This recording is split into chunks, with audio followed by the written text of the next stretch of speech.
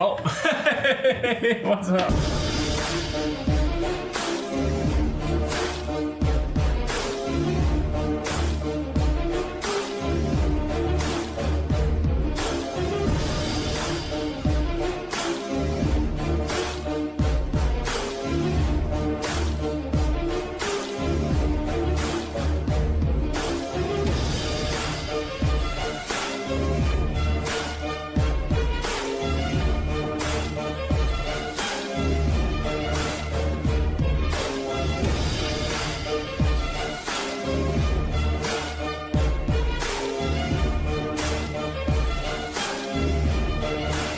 So this is a chicken and fried rice Yeah, that's just rice. That's just white rice. thing, but this whole thing. Yeah. So that's 31 RMB each piece. So total we paid like 63. It's like 31 something.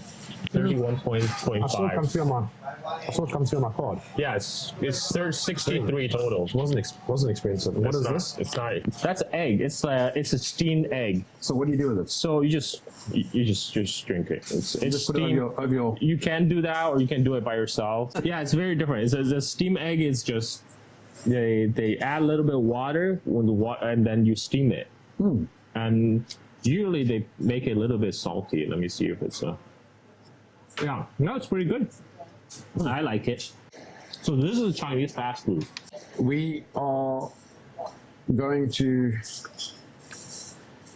the most rural part of China.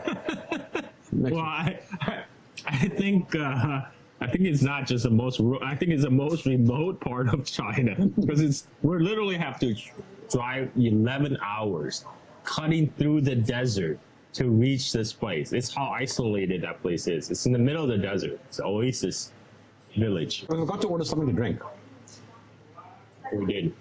This was actually probably cheaper than buying Chinese food back home. How do you do the? So they actually, I look it up. This chain, it's a chain. They got fined in 2020 for false advertisement. What? By claiming to use eggs exclusively exclusively supplied from top Chinese leaders like Xi Jinping. They claim they're using the same egg supplier that supply exclusively to Xi Jinping. And that was a lie. Yeah, it was false advertisement, so they got fined. I heard that you aren't allowed to speak about it in public. No, You come can't on. say. Of course you can say his name. But what happened is, on social media, on Chinese social media like Weibo, which is equivalent of Twitter, if you write out his name, what happened is then that if you write out his name, what happened is your post will they will automatically turn your comment off. So you can still post it, people can see it, but nobody can comment on it. Because this is the media company do that because they don't want to get in trouble. You know, if for somebody talking shit. But you can't speak about him. What? Like you can't speak about him. You can. We are now. Yeah, you can speak. Like nobody cares if you just. It's a private conversation. It's just like this. It's a private conversation. Nobody cares. But not on TV. Yeah. Now if you go on social media, if the post goes viral, then that's a different story. If you have no followers, you have very few followers, very few people see your post, and then they also don't care. But what if it's positive? You know what? They just don't want Anything. They don't want anything.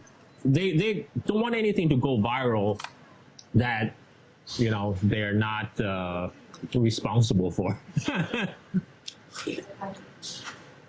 So this is why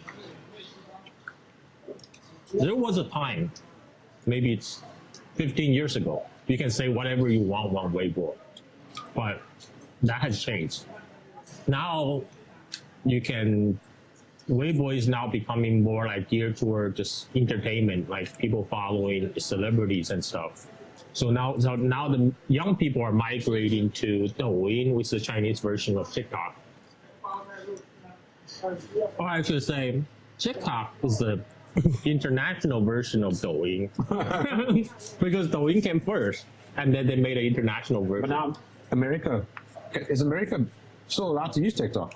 Yeah. Trump said he was gonna. Well, the U.S. Congress passed a law to ban it unless they sell TikTok to American ownership, but Trump keep on extending the deadline by 90 days. And after 90 days, he keep on extending it. And I think now he's going to extend it for another 90 days. So Who do you think is more powerful, Trump or Xi Jinping? who's to think more what? More powerful. More powerful? I think Xi Jinping. Okay, who's the better chess player? I don't think either play chess. To be honest, I don't think either play chess. Why? Because if Xi Jinping play chess, he will be playing the Chinese chess. It's a different version of chess. It's chess with Chinese qualities. It's yes, chess with Chinese characteristics. But I think it's derivative of chess, but it's a Chinese version of it. Like instead of like, you know, how the chess piece is all carved with like queens, bishop and all that, the Chinese chess, it just everyone, it's a round disc with Chinese character on it. So so you just have to recognize the character. Like you have to be literate to be able to play. Speaking of literature, just tell me what you were saying to me today about the access to the internet. So right now, both you and I, we're in Shanghai, and we can access the worldwide internet. Yeah. So there was a time when all American apps were accessible. That was before 2008. Like before 2008, Twitter, YouTube, Facebook, you name it. We can all access inside China. But 2008 was a time when Americans started weaponizing Facebook against Iran in the so-called Green Revolution. And that's also when there's an incident in Xinjiang happened. There's a race riot that happened in Urumqi, the capital of Xinjiang, where we're going, back in 2008. And one contributing factor to that was some diaspora group were using Facebook to spreading a lot of disinfo. They were telling people that Uyghur women in Guangzhou working in factories are getting attacked, getting raped, and so that got a lot of people back home very angry, and they staged a big protest in front of the provincial government in Urumqi, in Xinjiang. But that protest got out of control, and people, because the provincial building was protected by police and stuff, so the people, instead of storming the provincial government building, they dispersed and went inside, dispersed around the neighborhood, and it turned into an ethnic riot. They started targeting anybody who is Han, who's non-Uyghur. And so Han is the majority. The majority. Han is everybody, most people you see here. Yeah, so most people in the eastern China. And so in Xinjiang, the ethnic balance is about 50-50. Hold on. If you look at somebody, can you see if they're Han or not? So most of them, so 90% of the people in China are Han, right? Super majority, 90% of people. And among the other 8%, I would say 8% of people, physically they're not, you can't really tell them apart because they're all East Asians, right? Yeah. Just different, if they're not wearing their ethnic costumes, you would not be able to tell, right? Even say like a Mongol guy and a Han guy, you probably wouldn't be able to tell. But the Uyghurs, they're physically different because they look more Central Asian. And that, like I told you, there's a whole spectrum of people who look like Jenny to people look like you. So they cover. Nobody looks like me. Yeah. I don't even look South African. No. I'm just talking about people that look like. I look more like a Pakistani or a Moroccan. Yeah. I'm just talking about like there are people in Xinjiang that look like you, but there are also people that look just like Jenny, right? But so because Uyghur people, they just have a whole spectrum of looks because that area used to be the crossroad of Silk Road, crossroad, melting of culture. So, but they do have their own language, a different language. They speak. So you can't understand them. I would not be able to. Like, okay, I didn't understand Shanghainese either. When Jenny was speaking with other Jenny in the office, we were speaking Shanghainese. I didn't understand that either. But that's still considered like Han language, even though both Mandarin and Shanghainese are still considered. Like Shanghainese is still considered part of the Han big group, right? Even though our language is not mutually intelligible, but Uyghur language is more like Turkic. It's closer to Turkish. Like somebody told me Turkish and Uyghur, they can understand maybe 40% to 60% of each other without learning, you know. So anyway, so their language is more different. Their looks is more Central Asian. So they look like people from Uzbekistan, for example. To me, everybody here just looks the same. You will see a difference when we go to Xinjiang. Here in the East China, most people look the same. But so Xinjiang is it's remote and it's politically sensitive. Yeah, and also their religion, they're Muslim majority people, right? So the religion is different because most people, Han people, are not Muslims. Where the apparent quote unquote genocide is happening. Right. With the quote unquote concentration camps. Yeah. Well, we will see. So I think we should talk to locals. You know, I'm not. I know one of the women. Who's this? Hello? Your China SIM is now active. Download the Nihao mobile app to manage your account It's an ad. enjoy a free 5G upgrade. Check your SMS for the link. Thanks. What? What is active? Oh, look, here we go. So this is a type of berry juice. Yeah. Oh, that's good. I have no idea what that is. It's I don't know how is it say in English. Wait. I have an app. Go. That can read it. Let's see. No, that's just that's the character of this place. Oh, is that just the logo? It just means maternal uncle. That's a logo of the store. It just means maternal uncle. Yeah, there it says, look there, uncle. Yeah.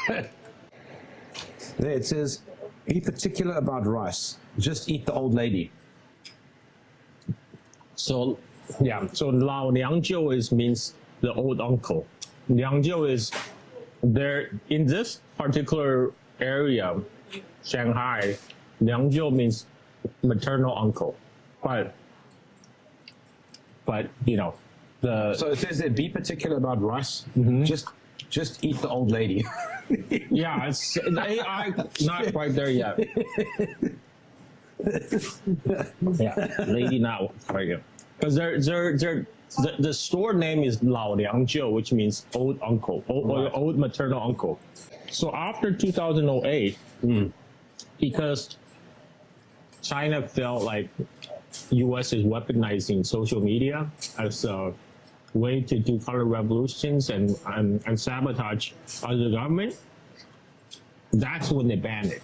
2008, July 2008. After the race riot in Urumqi, that's when Facebook, YouTube, Twitter all got banned. And as a side product of the ban of American social media, that gives a chance for the Chinese domestic social media to grow. So everything you see like WeChat came after that. WeChat, Alipay, all these Chinese apps developed as a result of the banning of the American apps. And in the beginning, a lot of the Chinese apps, they're kind of just copycat of the Western app, but then they start develop their own. So like WeChat actually originally they developed on QQ. I don't know if you know QQ. I heard about it. But QQ is kind of developed on like AOL chat. Yeah. But QQ got very popular in China, and then Tencent made their own version of QQ, as they call it, WeChat. But then when WeChat became popular, they started to integrate. They start building WeChat as a platform, so it can integrate with other online apps. So basically, you never need to leave WeChat. You can use WeChat to pay. You can use WeChat to open other Well, that's apps. what Elon wants to do with X. Where did he get the idea? He get the idea from No. Chinese people stole American ideas. Yes. But that's what the Americans tech bros wanted to do for a long time. They wanted to create a super app like WeChat and or Alipay, but they weren't that successful.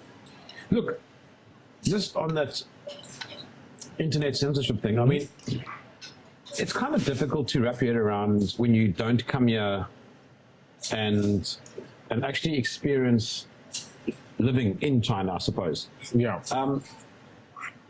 So, on the one hand, people are going to say, yeah, but it's controlling your access to information, right? Well, it is. It is controlling access to information, but it's kind of not, because a VPN is not banned. And everybody here uses a VPN. Well, everybody who is smart enough to know how to install it. Yeah. Even the government uses VPNs. Yeah. So we create a threshold. So the feeling is, okay, people might weaponize, Americans, they might weaponize social media to affect dumb people. But if you're smart enough to use VPN, you might be less susceptible to. But that's the point there. Yeah. So the whole, if I'm understanding correctly, the whole point of censoring Western internet is to preserve Chinese culture and traditions and customs and heritage. Because if you look at Not exactly preserve Chinese culture, because it's basically to prevent color revolution using social media. That's it. That's all it is. okay. Yeah. It's degenerate, it's immoral, it's people celebrating the death of Charlie Kirk. I mean, it's as Jordan Peterson said, it's bringing out sociopathic behavior, although that's more social media, to be fair. That's all social media. But except in China, the state do restrict, they do put restriction around that. So like you can't be a polarizing figure like Charlie Kirk and be blow up like the way he is on Chinese social media, because the Chinese government would have clamped down on you long before that. They would not allow somebody who is a polarizing figure to gain like millions and millions of followers and have that reach. That's a difference. That's a difference, because they will. I know this because at one time I had like 5 million followers on Weibo. I got censored so many times. Oh, really? Yeah. So eventually, my account just got suspended because I was skirting around too close to the sensitive topics. Because I like to make smart-ass Alec comments, like how I'm criticizing United States. You could imagine I was doing similar things in China, but I got blocked for that. So there is censorship. I mean, like, I don't like censorship, but there is censorship in China. But there's also, I mean, it's weird. I don't agree with censorship. I would not be able to make a living the way I'm doing right now in Chinese social media. I don't think I would either. Yeah, because like I will be pushing against the envelope too much. Yeah, I think me too. Yeah. Mind you, though, I mean, a lot of the topics that you can't speak about in Europe or the US, you can speak freely about here. That's true. So, for example, That's true. if we wanted to, we could chat about the Holocaust, and we could openly discuss whether or not Hitler was a good man or not. We could openly discuss whether or not the Holocaust was a hoax or not. Now, even just saying that, you can't even say that in Europe. Yep. And I'm not even saying if any of that stuff is true or false. I'm simply bringing up that's the talking points. That will land you in jail in Germany. That will get you violating some laws in Germany. I do understand the desire to preserve or protect one's particular. This is essentially a civilization. I think It's not just a country; it's a civilization. sure, but I think protecting that was secondary. I think the primary concern, the initial reason for cracking down on Western social media is because they are worried that American internet platform will be used for will be weaponized for sabotage. That's a real reason they got banned. And I mean, the Chinese government, because effectively doesn't like two things. It doesn't like protest. Yeah, it doesn't like protest. Yeah. It does not like public protest. Like okay. So there are a lot of protests in China. Like, for example, a lot of people protest against developers, particularly because there's a lot of shady, real estate developers, and there's a lot of protests. Like these kind of localized protests, the government can let that go. That doesn't matter. But what they don't want the protest is kind of the national protest around, say, a particular issue that could be turned into a color revolution type of like regime change type of scenario. That's what they don't want. And that's what's funny. We see that happening all over the place. We see those color revolutions occurring, and they're almost always not internally triggered. Well, I don't know. I don't know if that's true. I think there's a lot of what was going on in Hong Kong was certainly foreign influence. that's definitely foreign influence, but I think there's also a lot of thing was developing locally in Hong Kong created the condition, because one of the condition was a lot of the Hong Kong youth, they were getting left behind by the economic development.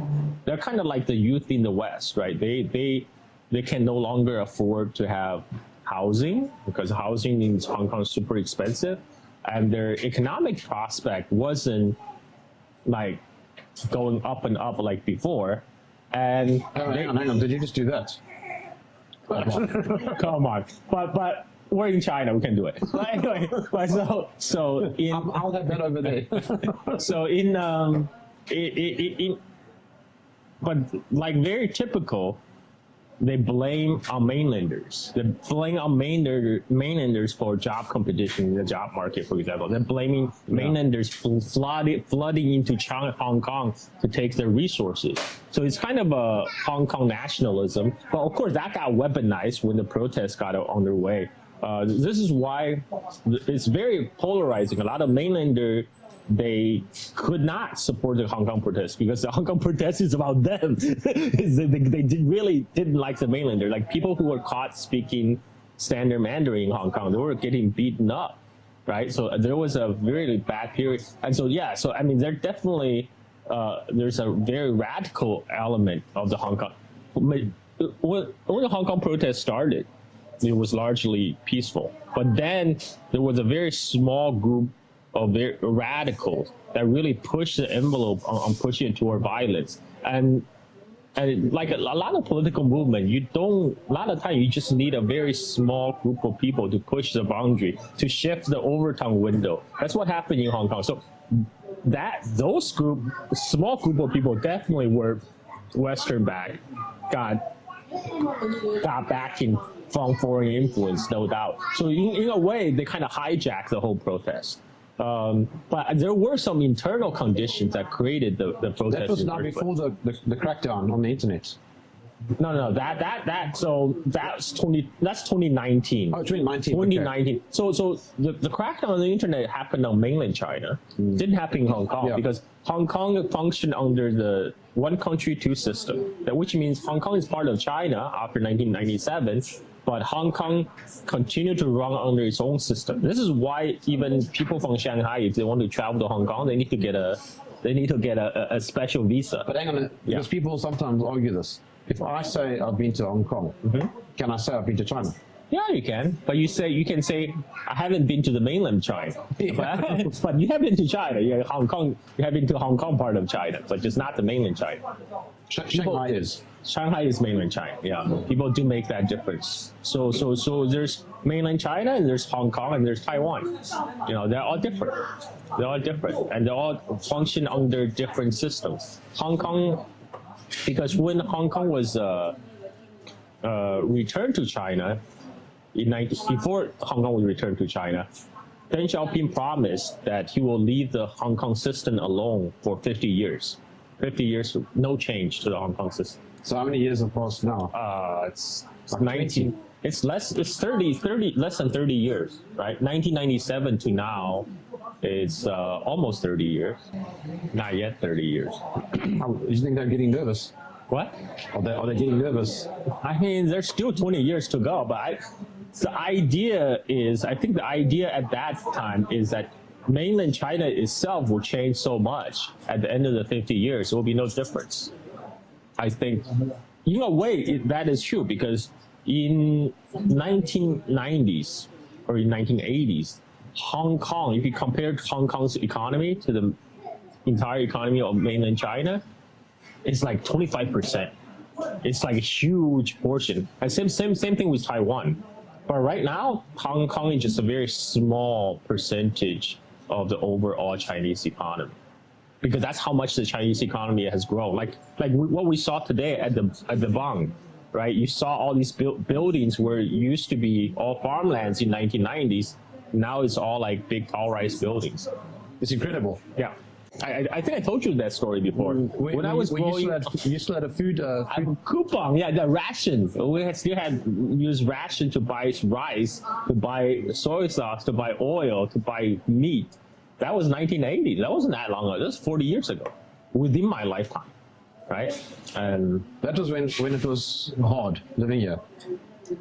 Yeah, that was when everyone was looking to get out. Because I remember in 1980s. Everybody was looking to get out. They don't even care which country. So like any foreign country is better, because at that time, objectively, around all the neighbors of China, the only country that's poorer than China at that time was only 3 countries: Vietnam, Cambodia, and Laos. And that's because those 3 countries just came out of war. So every country, even Myanmar, was richer than China back then. Myanmar, Indonesia, Philippines, they're all richer than China back then. And then something remarkable happened that led to China's huge prosperity. That's communism. Right. That's a socialism is Chinese characteristic. That's what Deng Xiaoping said. He said, socialism is not poverty, right? Socialism is not poverty. If we cannot provide for our people, then how can we show that socialism is superior to the capitalist system? But Carl, we saw today, we were walking around the city, it's just poverty everywhere. I mean, there are just electric cars and McDonald's, new technology that's not even available yet in the West. Yeah. I mean, that's just communism right there. That's, what communism is? It should be about abundance. I think China has created abundance.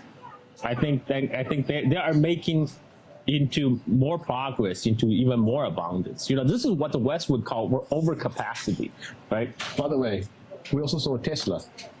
We did. So it's an American car. Yes. That's 50% made in China. Yeah, more than 50% of Tesla is made in Shanghai, here in Shanghai. Let's not tell the Americans.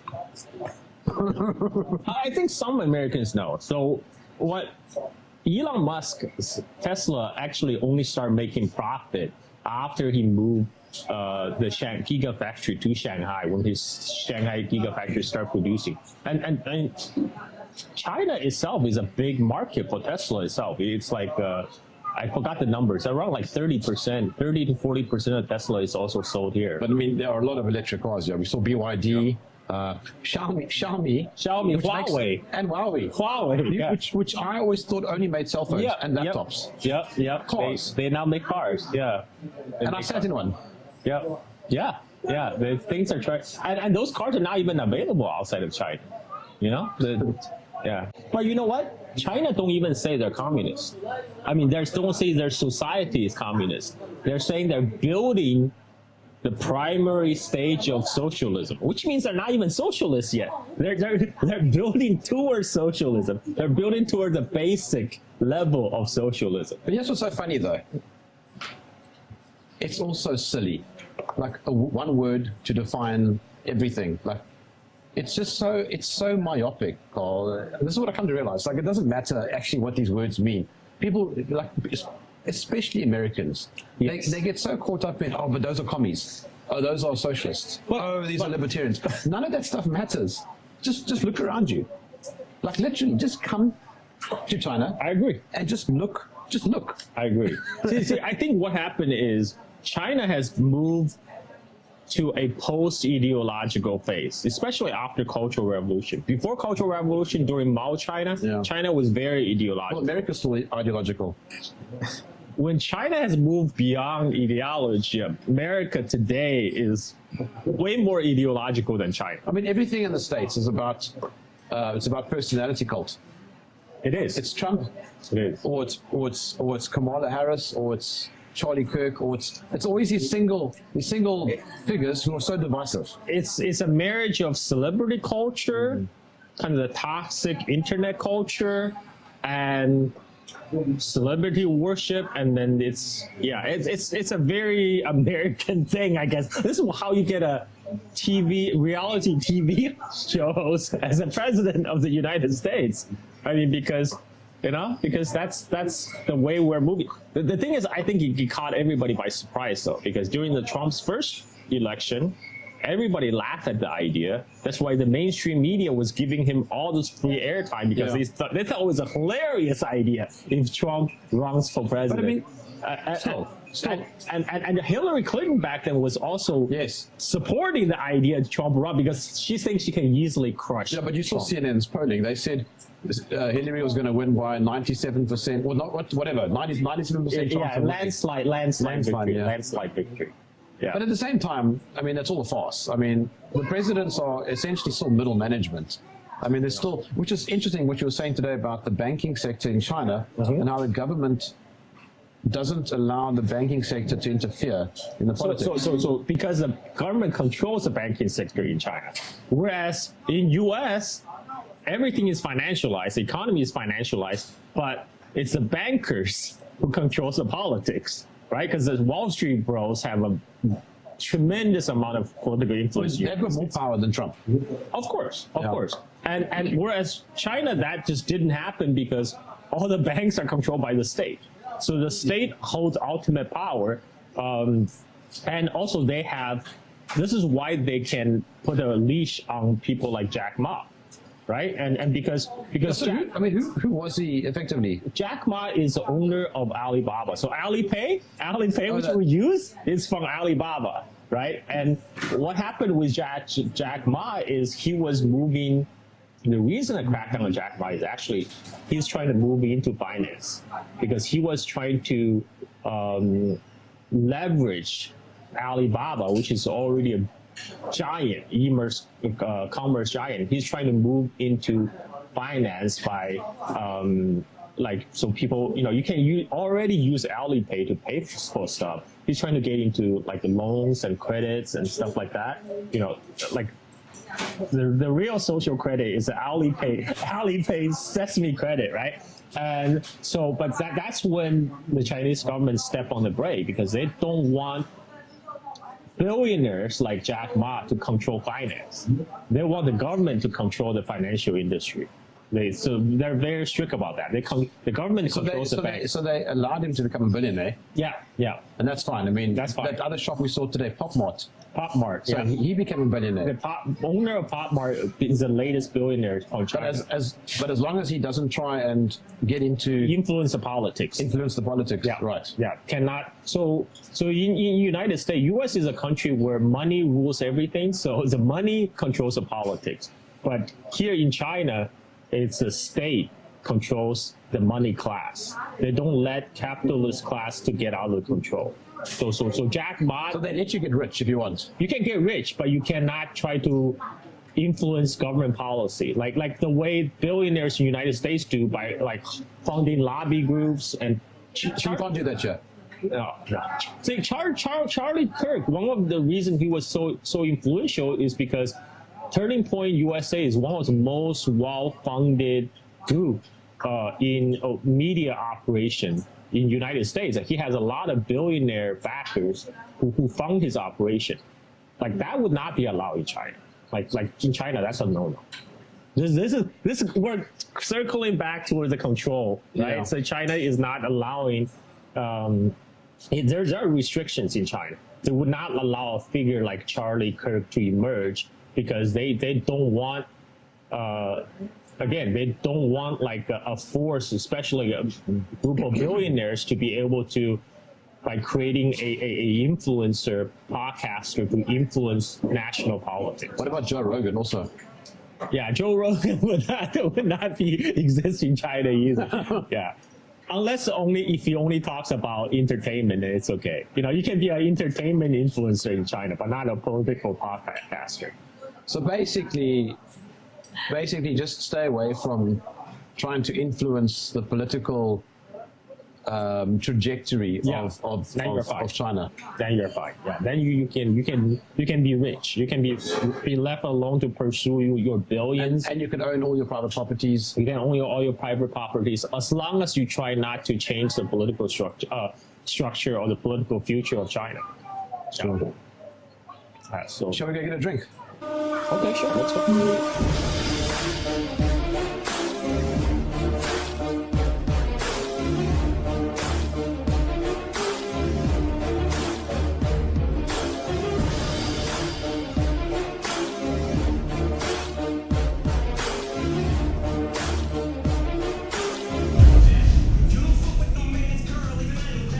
Carl, What up? we're in Shanghai. Is this Eminem playing? That's Eminem playing. We're listening to Eminem Yes. in Shanghai. Welcome to socialism with Chinese characters. Communism, dude, get it right. That's right. Sorry. Now we're much more in the shot. Look at that. See. Oh, that's much better. Dude, look how weird that manga is. That's the Korean Xinjiang, man. It's so creepy. It's funny, actually. I would recommend it. Coming into this bar made me realize that we're listening to Western music. Yes. And then So a that- Japanese anime playing in the But that- background. Feeds into what you were saying earlier about the censorship not necessarily being about trying to stop Western influence. Exactly. It's never about necessarily stopping the Western influence. It's trying to stop the Western political influence. It's not about stopping Western cultural influence. I think that's the difference. Because I don't think they're really worried about, say, like somehow corruption of the Western culture. Because I mean, the Chinese culture is pretty strong. They don't really need to worry about somehow it's gonna fall prey to the Western corrupting influence. But if Chinese culture is pretty strong, then it implies that the Chinese government is not, if they're worried about protests and uprisings and color revolutions. They have to worry about that because they see what happened around them. Especially, you have to remember, this generation of Chinese leaders, they grew up around, they witnessed the collapse of Soviet Union. They saw the collapse of all the Eastern Bloc, right? And they count themselves as lucky that China didn't go down the same path. Because this goes for a lot of Chinese intellectuals also, because back in 1989, there was wide popular support for the student protest, or sympathy for the student protest back then. But then a few years later, a lot of people saw what actually happened in the post-Soviet collapse Russia. And people thought, holy crap, we're glad China didn't go down that same path, because what they saw was shock therapy. They saw, the Russian life expectancy get dropped. Like even though it lost no war, Soviet Union didn't lose any real war. It just lost the Cold War. Yeah. But they went through a catastrophe, a society collapse that didn't really come back until Putin became the president. And so when a lot of Chinese people saw that, they're like, we dodge a bullet there. And so that they worried that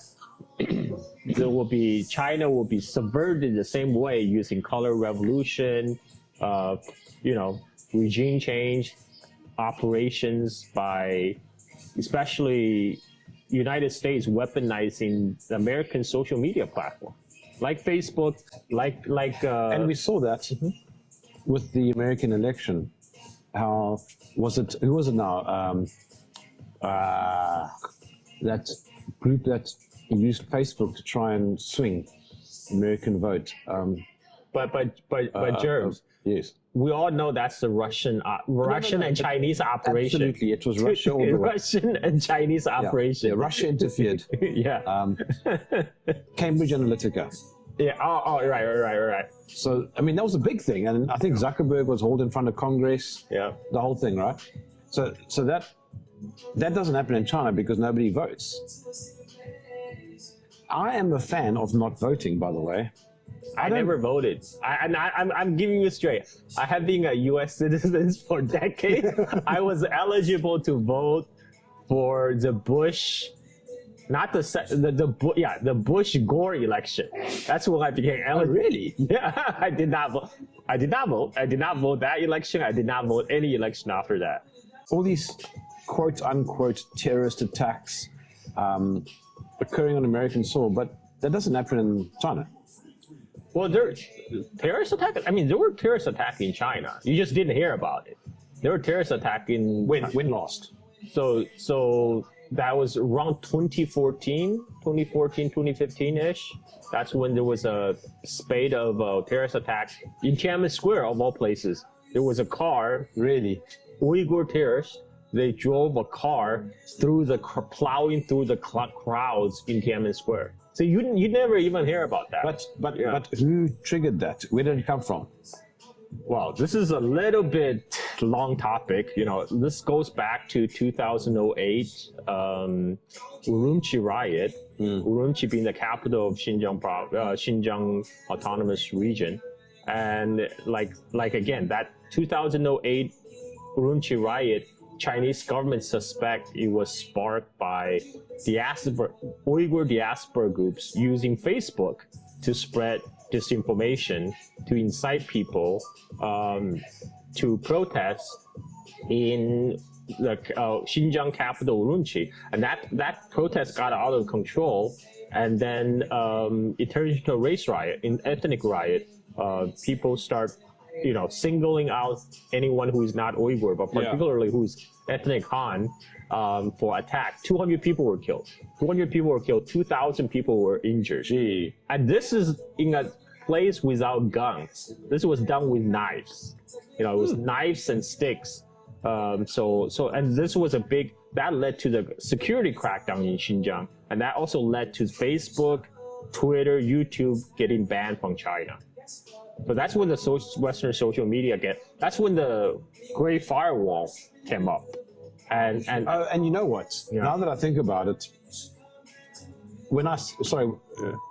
earlier when I said that it was about preserving Chinese culture, if it were about that, then it wouldn't have been free access before 2008.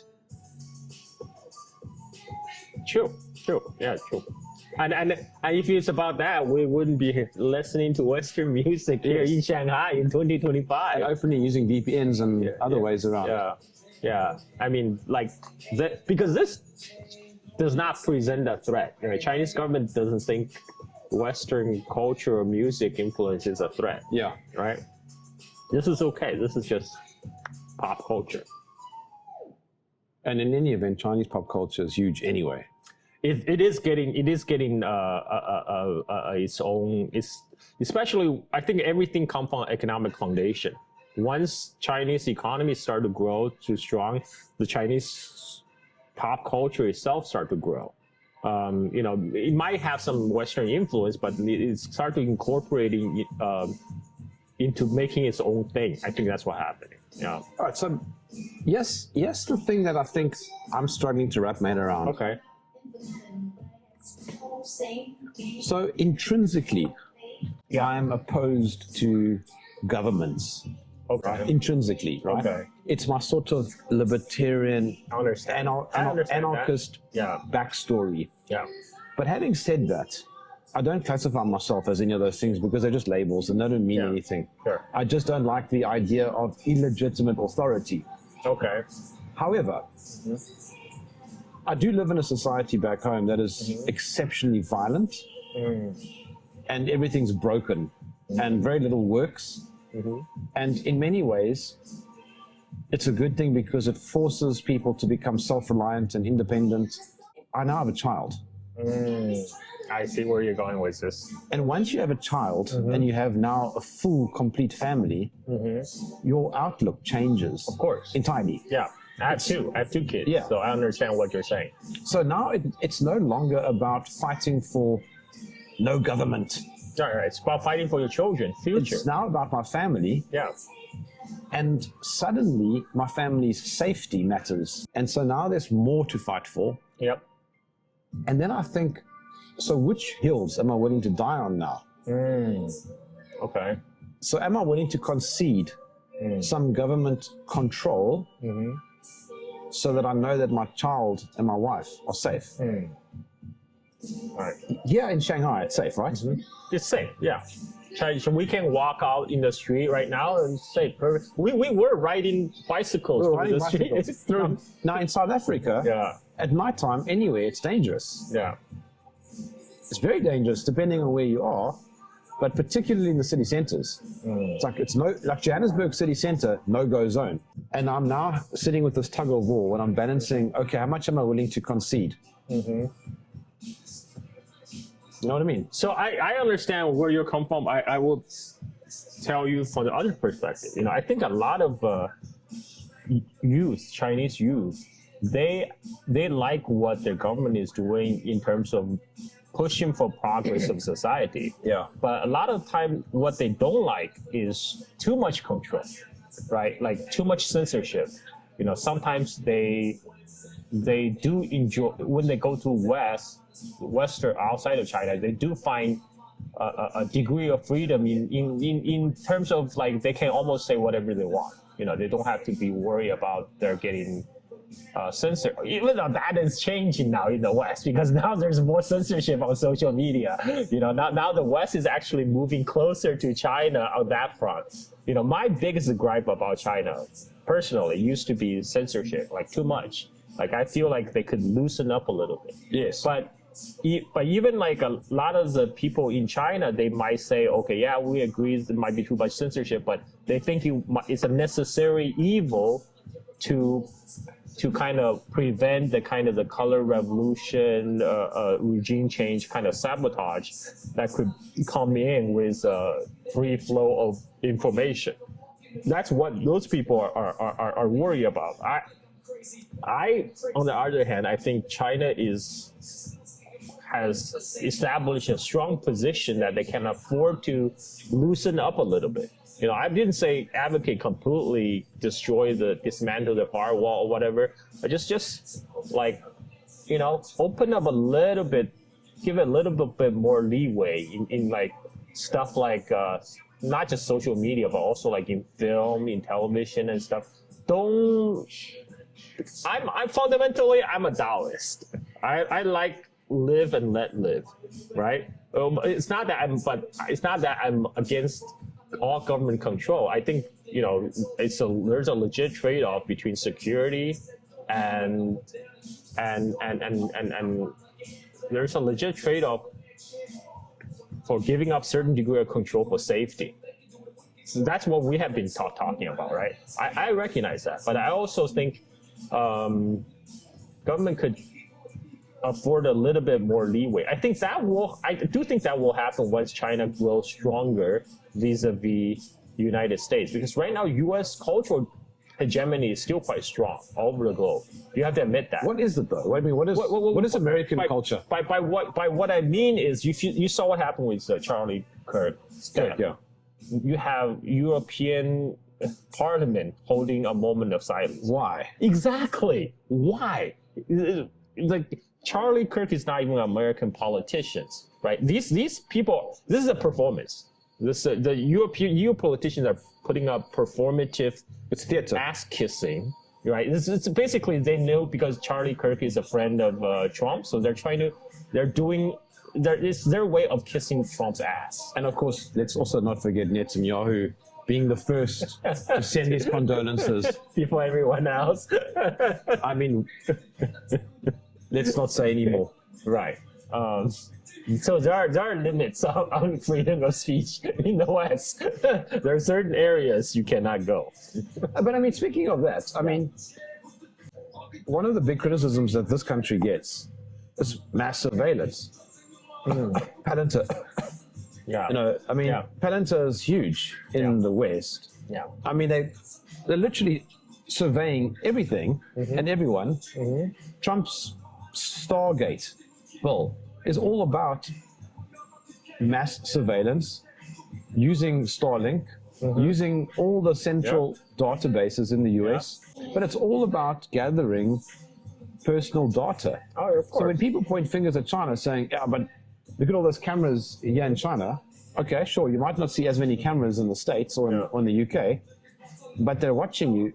Well, there are a lot of cameras in UK, but I think the difference is, despite all the cameras in UK or New York, Americans and British are not any safer.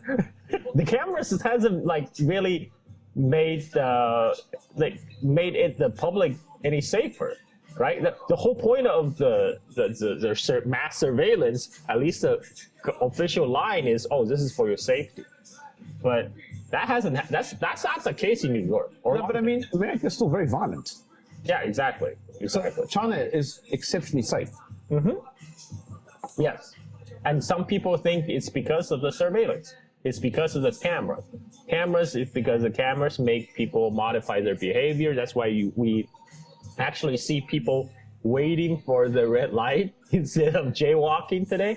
So you were telling me earlier today that just, you say 10 years ago, people would just walk across the road. Yeah. They will. It's like the signal, light signal is more like a suggestion back then. But now behavior is changing, and some people attribute that to the prevalence of cameras.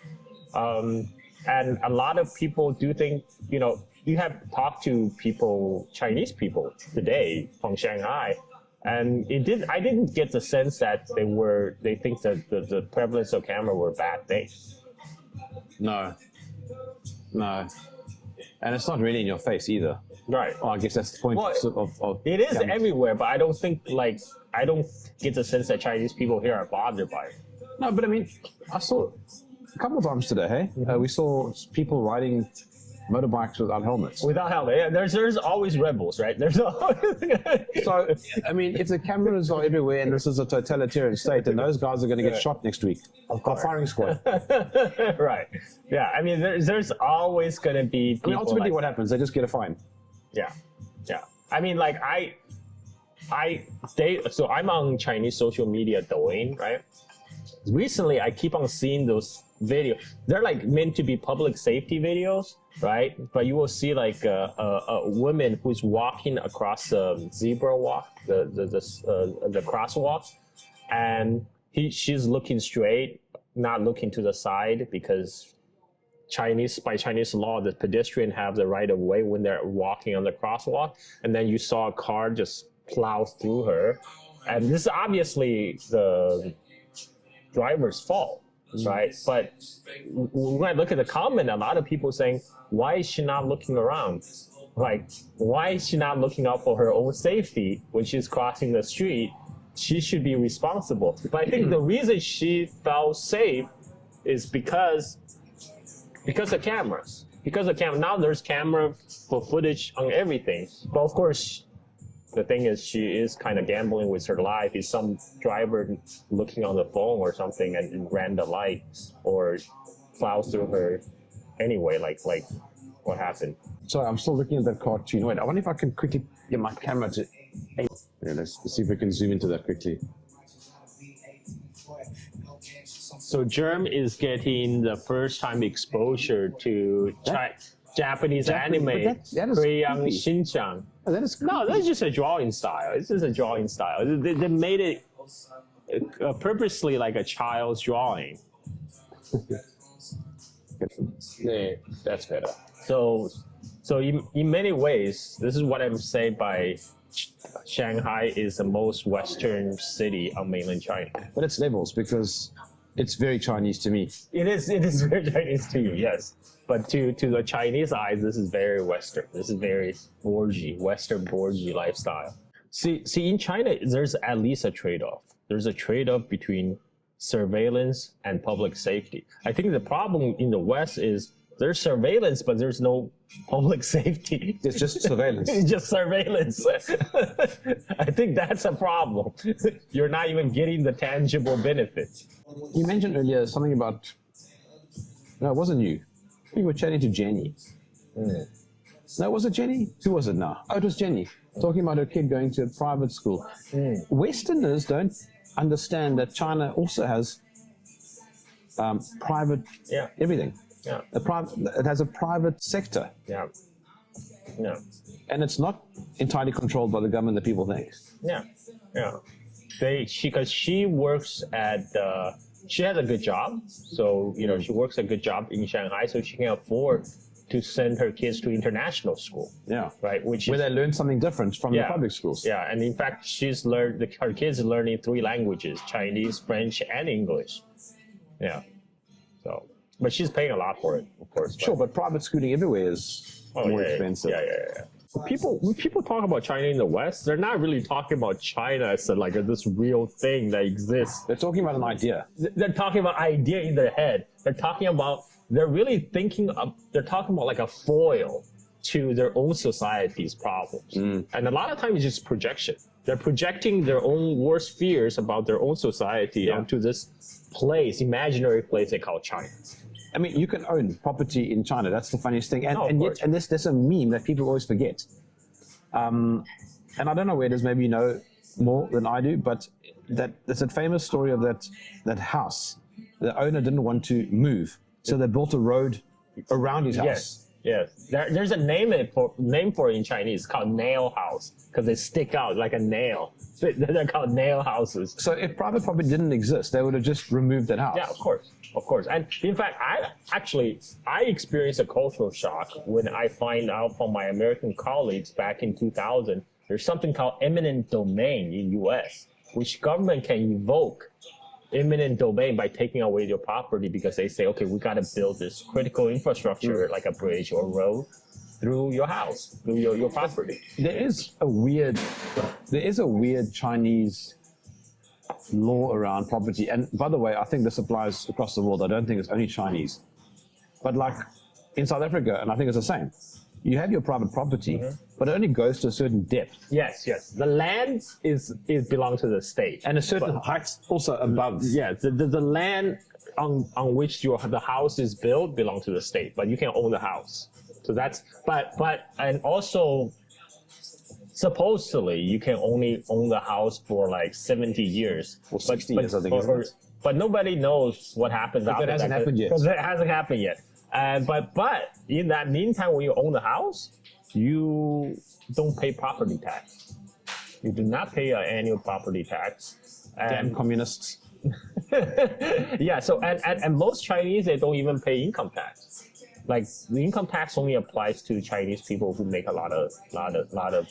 So what you're saying, the average person around here doesn't pay income tax. Don't pay income tax. Yeah.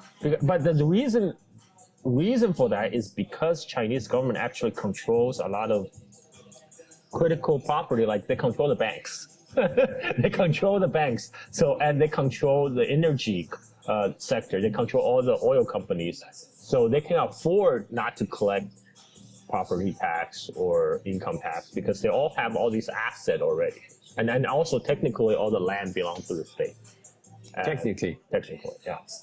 But they would need to, so then technically they would need to come in with some sort of machine to lift up the land underneath your house and lift it. So they do have the rules. So for example, the houses in the rural areas, the people who live on the farm, they can build houses on their own land, right? Yeah.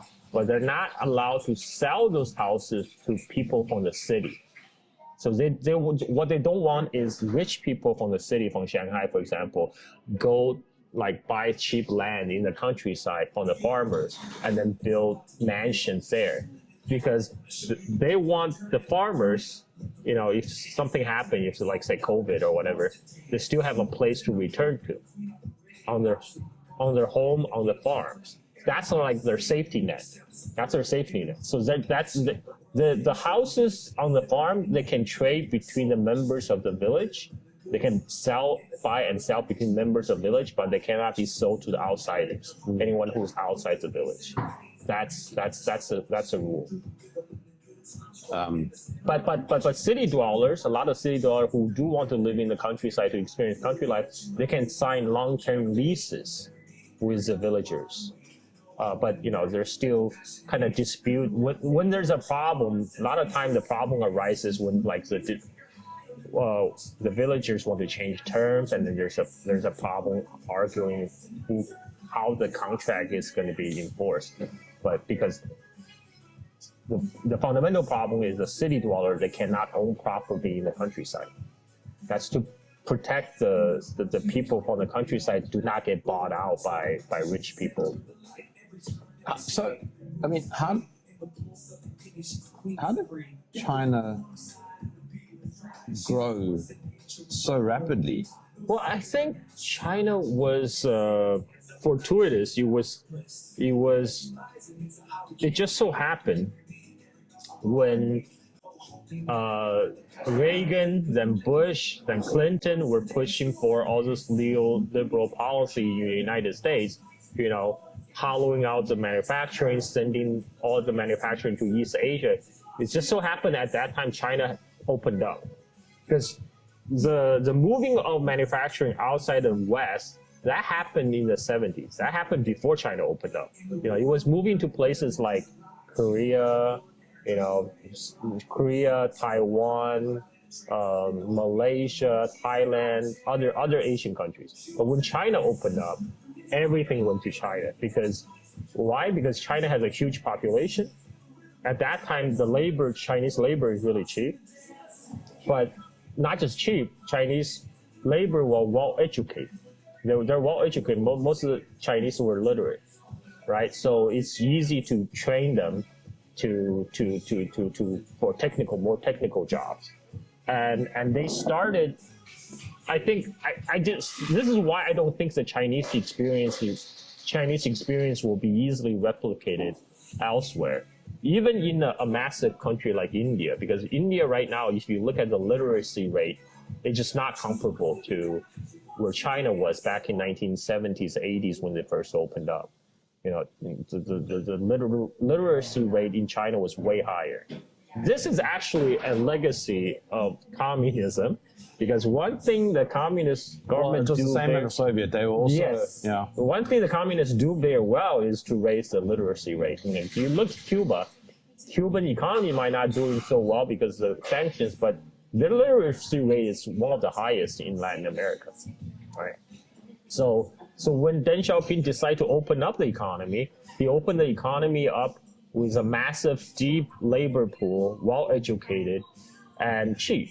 And that's why all the multinationals decide to move their operations there. And yes, what's also fascinating about what you're saying, I mean, clearly China is going to be the most powerful economy in the world soon. Mm-hmm. I think it already is. Because if you look at... No, Carl. But there was a tweet today that said that one of the ports was empty, so the Chinese economy is tanking. It is tanking, but it's still the most powerful economy in the world. But no, I will tell you why. Because according to the most, like the IMF or World Bank estimate based on power purchase parity term, Chinese economy is already 25% larger than the US economy. But I think that even that underestimates the Chinese economy. Why? Because if you look at the electricity as consumption, Chinese electric consumption is twice the amount of electricity consumption in the United States. Well, if you look at the that's also because there are a lot more people. True. But when we talk about economy, we're talking about the aggregate. right? Chinese per capita is not, it's still very far from catching up to United States. But Chinese per capita does not meet, because China has 4 times the population of the United States. Even if Chinese per capita reaches 50% of United States, Chinese economy will already be twice the size of the United States, right? Like, if they reach the same level per capita as the United States, then Chinese economy will be 4 times. But we're not talking about that. We're talking about just aggregate Chinese economy, because Chinese car market is almost twice the size of U.S. car market.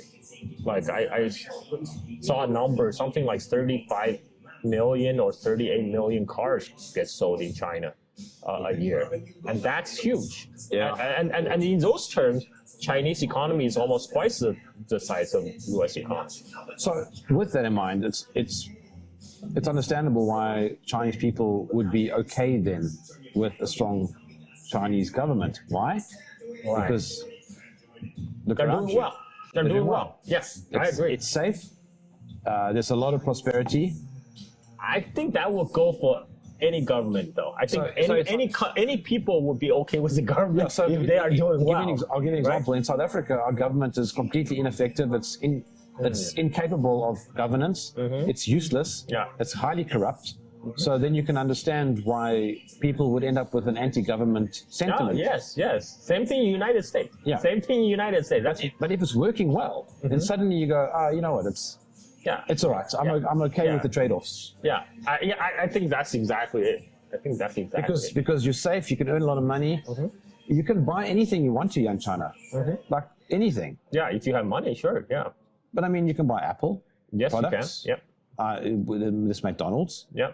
There's a lot of Western stuff. There's even people playing with Western board games over there. Yeah. Making a noise with the while dice. drinking Western drinks, listening to Western music. Right? we just heard Eminem again. Yeah. But that is also testament to the influence of the West. Yeah. America has still a superpower in soft power, no doubt. I mean, American soft power is still unrivaled, right?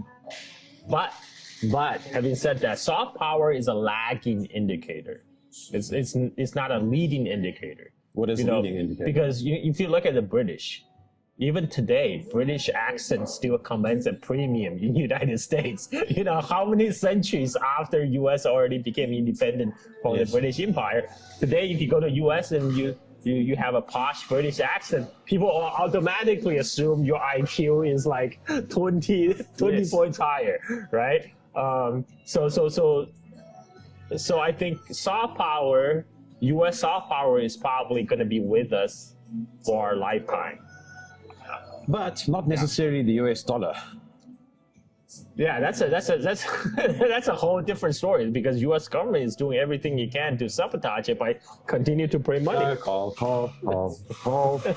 We know that Trump just wants multipolarity. He wants multiple countries competing with different currencies. Yes. This is why he's imposing 30% tariffs on China and just about the whole world. Yeah. This is why he's threatening wars all over the place. This is why the US has almost 900 military bases outside of the US. That's why he called BRICS the anti-American alliance. Yes.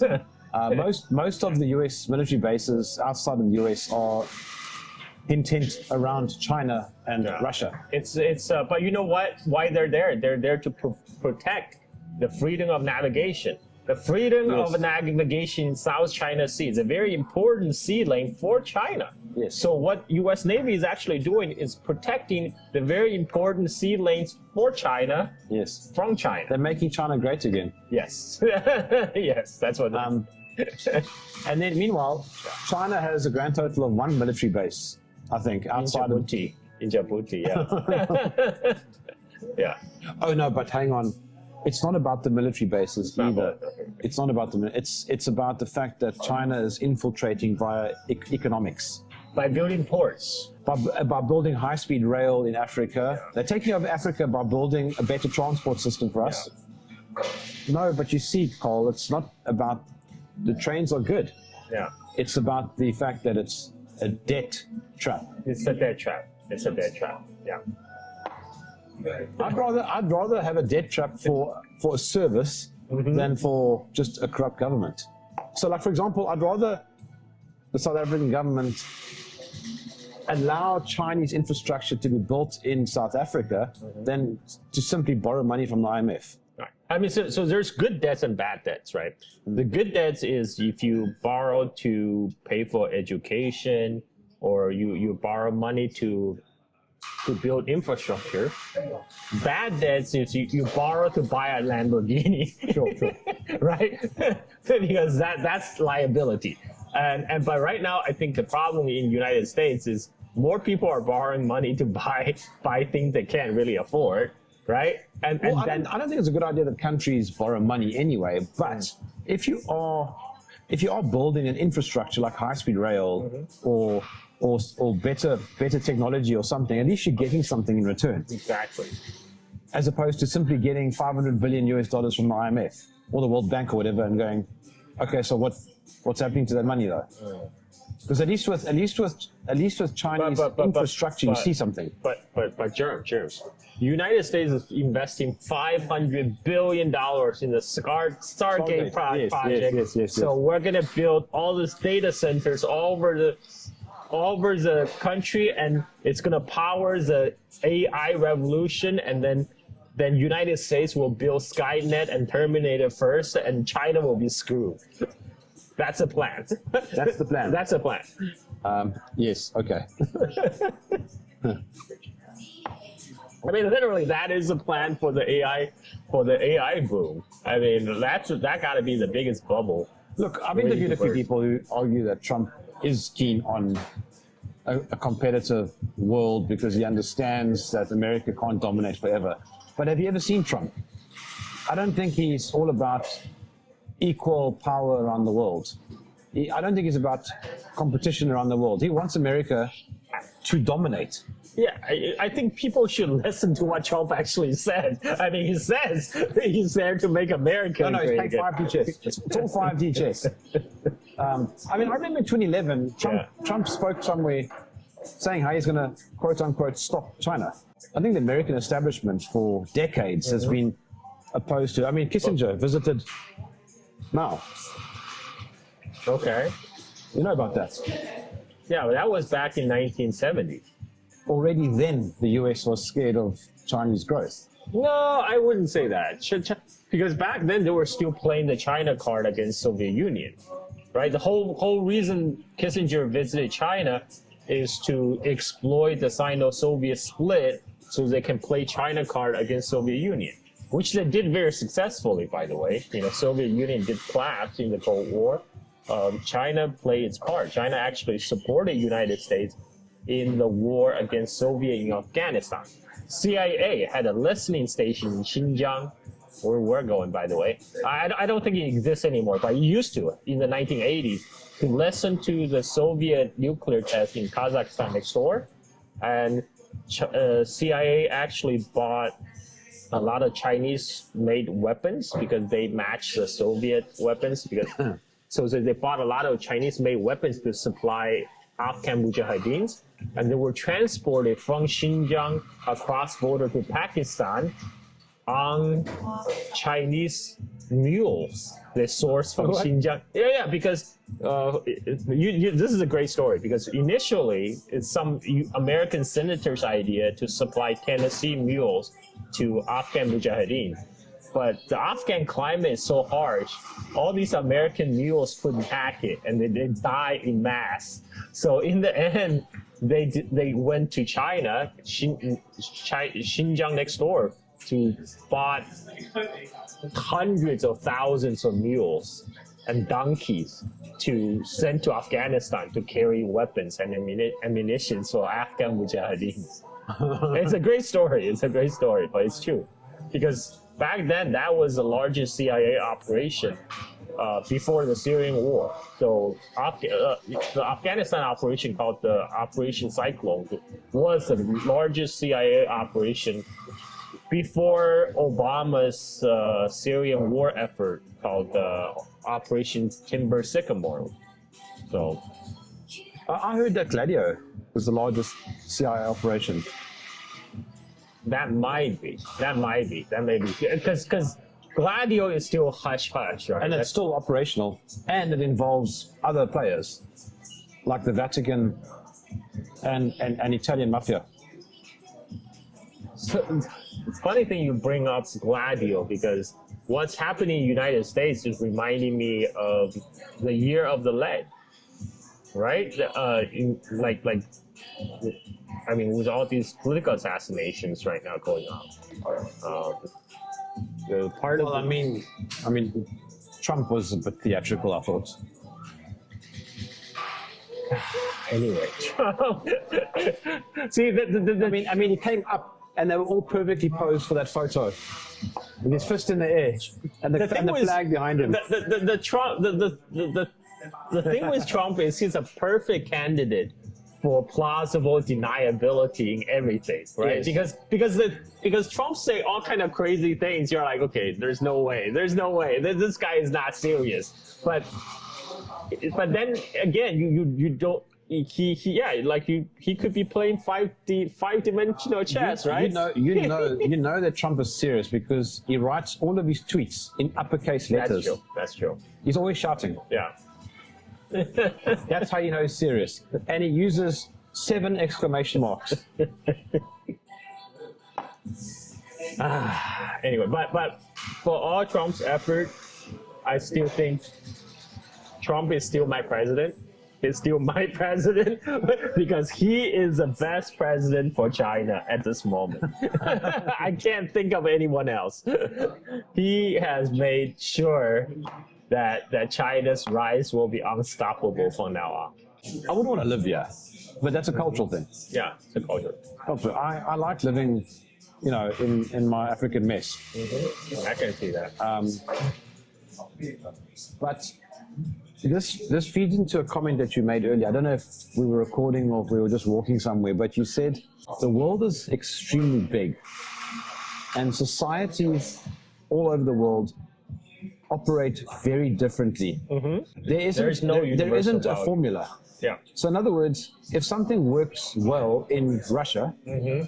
it doesn't mean that it will translate to the US. So, by the way, but you get what I'm saying. Yeah, this is actually what China had been saying for the longest time. They actually said Chinese model is not exportable model because Chinese model is uniquely suited to China's own circumstance, right? But the argument is that there's no, because at the same time, United States is trying to export what they call universal values to everyone else, including whatever is current, whatever is hot in United States, whatever social issue in US, they try to impose it to the rest of the world, right? But China's argument is like, hey, we're different, everyone is different, everyone should be allowed to pursue their own path of development. It's, there should be no one size fits all type of deal. So I think multipolarity, more closely match what China is describing of the world. The China's worldview is like the world is very complex. It's very like it's not. There's no. You can't just shape everyone, turning everyone into Americans, right? There's not like I don't know if you remember the movie Full Metal Jacket. Yeah. When the sergeant says inside every group there's an American dying to get out. I think that's still the American mentality. I still think that's the American mentality today, but the Chinese way of saying it's like, look, no, there's no American inside, Yeah, and I think it's also important to realize that one size does not fit all. The country is doing very, very well. There's no doubt about it. Mm-hmm. So in other words, nuance matters here. And the other thing also that China is not this totalitarian hellhole, but it's also not utopia. It's its own country. It's a normal country. It's a normal country with its own unique set of problems and unique set of solutions. Yes. Yeah. It's got its own pros and cons. Mm-hmm. I wouldn't want to live here because I am very quote-unquote controversial, so Yep. that it doesn't, the system doesn't work. And as a political cartoonist, I wouldn't do very well here. Exactly. The excessive regulation, Yeah, me neither. I don't like it, Me neither. which is why I wouldn't live here. But, dude, it works. No, it is working. Yeah, it is working. Having said that, when you and I were riding bicycles today, I saw no regulation on those roads.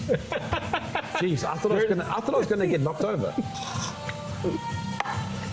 So I come from Indonesia, so that was nothing. You know, I came from Bali, so Bali is a jungle. This is very nice. What we saw on the Shanghai road, that was nothing. You're Chinese. Would you ever come back to China?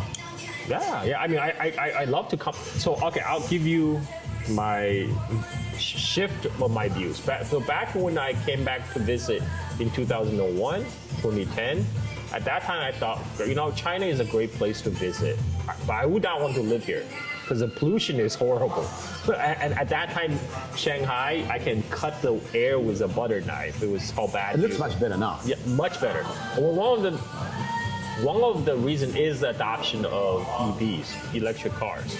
There's a lot of electric cars on the road. There's a lot of. It's very quiet. Extremely quiet. Very quiet. So many cars, so many electric scooters, but it's very quiet on the road, and it's cutting down the pollution.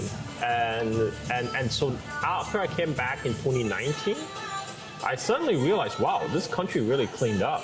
This is actually a place I could find myself live here, because now it's just much nicer now. There's a lot more infrastructure, it's a lot more convenient, right? Like today, like we can just use our phone, scan a barcode on a ride-share bike, and then we can go anywhere, right? And that's super convenient. And super cheap. Yeah, and super cheap. Yeah, super. Even though China, with the level of development China has, China still remain very affordable. Oh, hang on. Yeah. So we rode bicycles today, Yeah. and it was less than $1. Yeah, so for first 15 minutes, it's 1.5 Chinese RMB, right? Which is less than a dollar. It's much less than $1. It's like 1/7 of $1. Yeah. Yeah, so it's the Chinese people here have it pretty good. I mean, I can see why they're mostly content, because they Well, I mean, I got us food earlier, and it came to less than, in my own currency, it came to less than, I think maybe even a single item of food back home. It depends. Okay, it depends on what I'm comparing to. Yeah. But point is, it was cheap. Yeah. It wasn't expensive. Yeah, the food was cheap too, right? Like That's what I'm talking about. Yeah. What we had was, I think that's kind of the food that average working class Chinese person would have for a meal, perhaps. Is like, And it didn't come. I mean, you called it fast food, but it certainly wasn't unhealthy. yeah. It had egg and it had rice. Yep. And vegetables. And Yeah. vegetables. And it's not like it was like a burger with fries. Right. There's another thing that I have noticed. Very few fat women here. People walk a lot. I don't know if you noticed. People walk up And ride bicycles. And ride bicycles. Yeah. But still, Yeah. I mean, it's significantly thinner than the US. yeah. I think it's a combination of both genetics, diet, and the fact that they just move more. They just move more. Like US, everybody drive everywhere. Yeah. Yeah, even in Indonesia, like everybody get on a motorbike to go like small distances, because for the simple fact is there's no infrastructure for walking. They don't. A lot of places don't bother to build sidewalks even. Here in Shanghai, the city is very walkable. You can walk anywhere. And one of the funnier things that I heard today was being tanned here is frowned upon. You don't tan. Yeah, no. Tan is so China. This is still very traditional aesthetics. So try and be as pale as possible. Because in China, traditionally, being tan means you are a farmer working in the field, exposing yourself in the sun. You are a peasant. If you're an aristocrat, you don't go in the sun. That's why you preserve your pale skin. A very pale skin. Yeah, exactly. So that kind of traditional preference for paleness still persists. Yeah, so they don't understand tanning in But now as I'm getting older, I'm starting to understand because I surf. So when I expose myself to the sun, I do notice I age a lot more. This is why a lot of Chinese women, they continue to look good even in their 40s. Chinese women are beautiful. Yeah. They take care of themselves. They also take care of themselves. All right, my drink's finished. Yeah, me too.